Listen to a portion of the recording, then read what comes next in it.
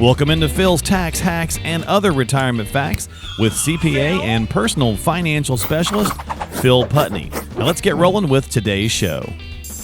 Hey everybody, welcome into the podcast. This is Phil's Tax Hacks and Other Retirement Facts, episode 99. So we are going to the triple digits here. Almost, yeah. Almost. I don't know what we're going to do still yet for 100, but we'll come up with something. But we got a good show today to talk about. We're just going to talk about really just some things in the news, topics that people have been bringing up, Phil, to you, or that we've been getting in through emails and things of that nature. Just kind of a bits and pieces, I suppose, if you will. So this is more of a conversational hodgepodge than anything else. But what's going on with you? How you doing this week? Doing really good. Doing good. Yeah. We finally got power back at the office. We had some storms run through last Wednesday and knocked out power for 2.5 days. Oh, so wow. It's crazy. That's second time this year it's happened. So I don't know, weather's been changing. It's been crazy weather. So yeah. We had some violent storms last night, supposed to get some more today and tomorrow as well. I think remnants of not Fred, but the prior one that came across Florida. Just down here in North Carolina. So for our long-term listeners, they'll know that for me. So yeah, we're waiting to see. I was going to joke and say that's why your setup looks different because you lost power, but there's no power. Yeah, we're just doing some creative lighting. We're trying something a little different here. So if you're watching this on the podcast or watching this on YouTube. But anyway, let's jump in and talk about some of these things, Phil. So people have been asking lots of different questions, and there's lots of different, feedback. And obviously our world is just continuing to be, 21 has not been really any better than 20 in a lot of ways, I suppose. Yeah, it's the challenging. Yeah, the outfall or fallout, I should say, of the pandemic, and it's still there. So it continues on. Exactly. Yeah, the fallout from it, not necessarily, but true. Yeah, true. Well, so as many predicted would be the case, there's an increased amount of data that does say that May might have been the peak of this crazy housing boom. That we saw. I don't know if I'm still convinced because it still seems really high, but I guess it's pockets, right? Every area is going to be a little bit different. Sales in June and July were lower a little bit, but what conversations are you getting from anybody? I know we've had some emails come in. A friend of mine, he's selling his house because he's just getting stupid top dollar for it. And I'm like, but you're going to pay a lot for the next place, but he's got a plan. They're going to actually they love to camp like you. They're actually going to put their stuff in storage and live in a camper for a little while until the values come back down, kind of capitalize on the sale and then turn that into, he wants to buy some land and build. So he's waiting to, he's waiting for lumber to come down too. So. Right. So he's okay with waiting for that. But I've seen a lot of people being really impulsive about that just because they get this information that, I can make an extra 60 grand or 80 grand on my house. And they're really tempted by that. Yeah. And I mean, you hit the nail on the head though. I mean, the flip side of that is that's great. You can, but unless you already have a second home, maybe you're moving into, I mean, that's a perfect scenario. You can sell one at a high and you've already got another piece of real estate that you're using. Mm-hmm. But yeah, I mean, if you're just buying and selling, you're going to buy high too. But funny story with that, my daughter and son-in-law, they sold their home a year ago in June.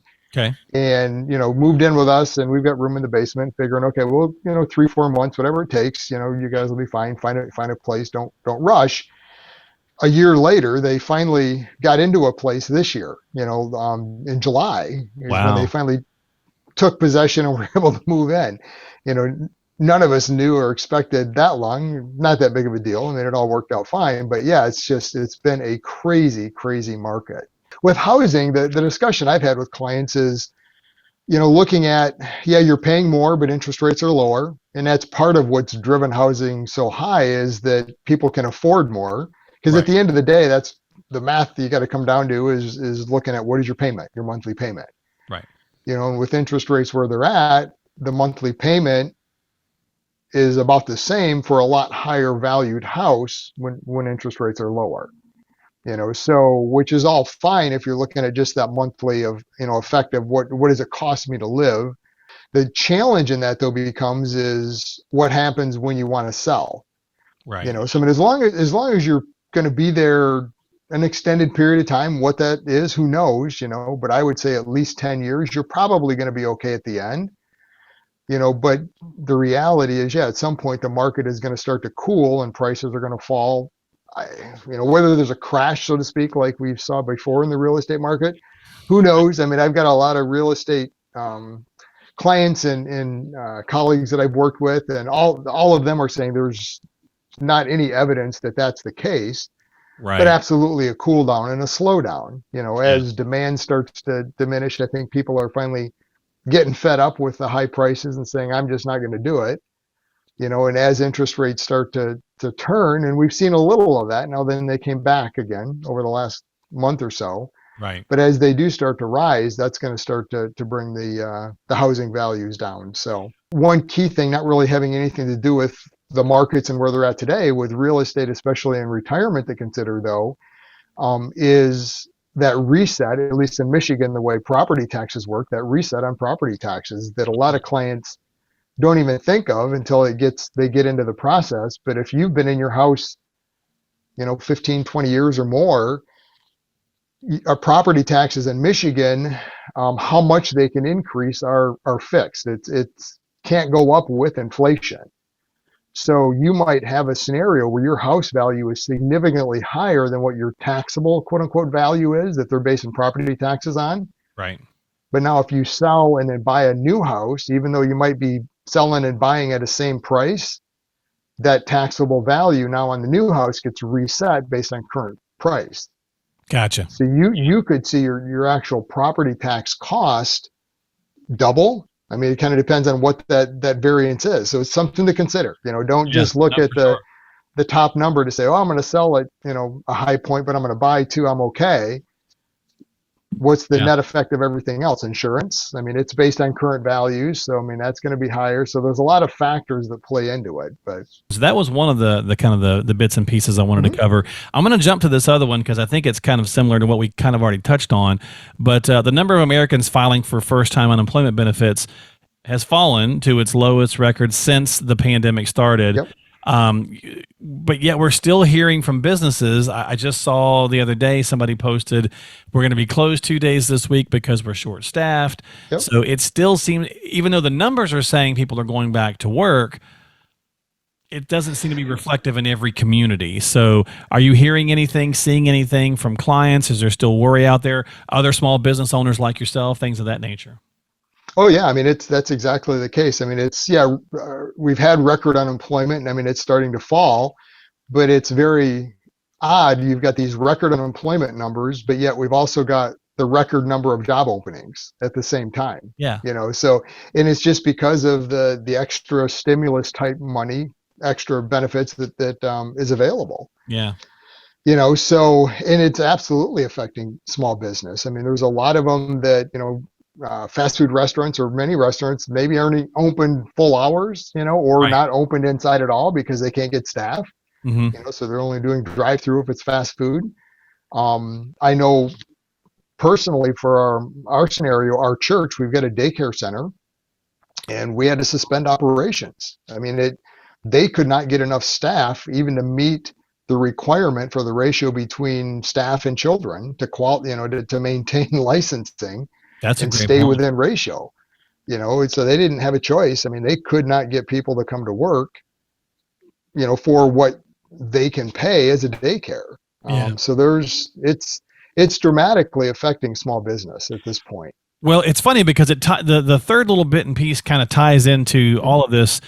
And it makes it, I guess maybe is it an illustration that you can make numbers say anything you really want them to, or spin it however you'd like. But technically they're saying that the recession or the pandemic only caused a 2-month economic pullback. So, right. They're saying the data and the numbers support that, and that it's been on the, basically improving every month since then. So really just April of 2020, or excuse me, May of 2020. May of 2020, right.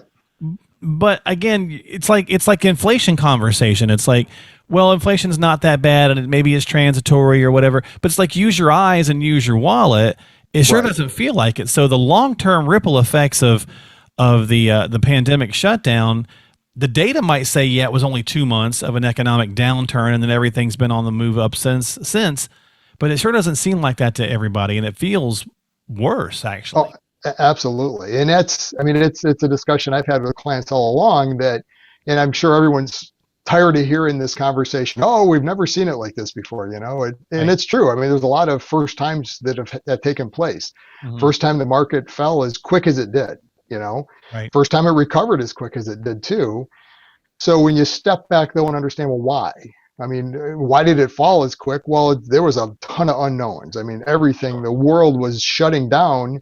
No one had any idea how long or what this looked like or, so yeah, there's a lot of uncertainty and markets do not like uncertainty. So that's why it Right. went down as quick as it did. Why did it recover as quick as it did? Well, again, first time that we've seen governments throw as much stimulus money at the economy ever that this, has happened this way. Sure. True. Unemployment's a piece of that, and we're still seeing the ripple effects of that. So my concern long term is, with all the money that was provided for businesses, with the different grants and PPP loans and things available out there and Hmm. credits, unemployment available to employees that couldn't find jobs. As some of these pieces start to get unwound and the government stimulus gets pulled away, then we're going to really see what the economy is. Yeah. My concern is that, yeah, it's been a quick bounce, but it's been a quick bounce because there's been a lot of stimulus from the government thrown at it. And not saying it's right or wrong. If they didn't do Right. it, where would we be? But Is yet it a house of cards? Right. it's yeah. That's my concern is they're somewhat a house of cards. We Yeah. don't know really where we're at. I mean, we keep hearing all market highs, all new highs. I mean, it's all Right. great, but we've not seen, in my view at least, the true effect of what took place yet. Well, Phil, my wife does environmental safety and health and risk analysis for these kinds of situations and various types of things and what she does. And we were talking the other night and she was like, the thing that kind of shocks me is, and I realize that some of this was completely new and we're trying to figure our way through it, but it doesn't seem like everything because our society wants an answer to everything now, right? Right. So we keep throwing, pasta at the wall to see which of it sticks, Yep. and most of it's just sliding down the wall. And there's really been no long-term studies of what's going to happen, right? There's been no, Right. and not just not just COVID, right? Not long term or the long haulers and that kind of Right. stuff, but like what is going to happen to all these other pieces that were affected by this 2 month, shutdown or this Right. 2 month pullback. And we're seeing it, right? I mean, we're 18 months or whatever we are into, away from this. And it's in a lot of ways worse than it was during the lockdown. Right. Well, yeah. I mean, industries are still not back. I mean, they're They can't get back. semiconductors and that whole effect on all sorts of industries and what it's done there. I mean, Yeah. you buy a new car today and all of a sudden you look at all the different options that, well, we can't offer these 6 options. They've been deleted because we can't get the electronics You get the behind it to parts. make it work, And I and don't know that people want to buy a new car. I think that's also adding into it as well, right?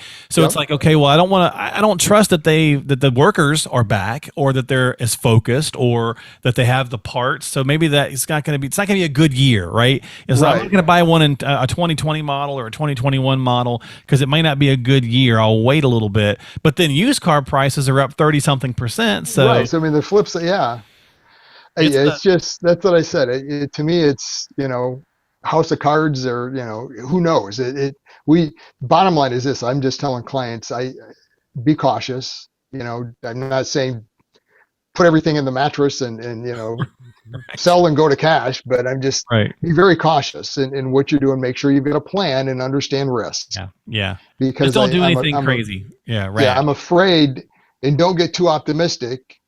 That this is the best year ever, and oh, look what the market's done this year, and just Right. going to continue to go. I mean, I'm not saying the sky's falling, but be careful because we have not seen the true net effect of what's taken place yet. It's not been unwound fully. Before all this happened, you got to step back and look where we were at. I mean, bottom line, we've been in this upward trend for a long time. Long time. Markets ebb and flow, right? I mean, we talk about that concept reversion to the mean. If you're earning more than what an average historical return on a market's been, just understand you're basically borrowing from the future. You are going to give some of that return back. So maybe that's a good way to wrap it up, because we could be borrowing from the future in a lot of ways, right?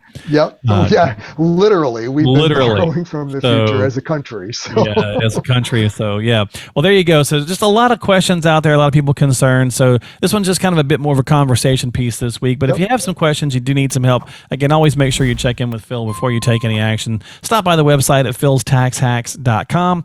That's philstaxhacks.com, and you can get in touch with him that way. You can subscribe to the podcast on whatever platform you like to use.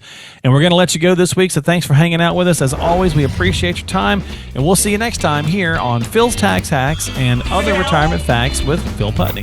Investment advisory services offered through AFS Wealth Management. The content of this program is provided for informational purposes only and is not a solicitation or recommendation of any investment strategy. Investments and/or investment strategies involve risk, including the possible loss of principal. There is no assurance that any investment strategy will achieve its objectives.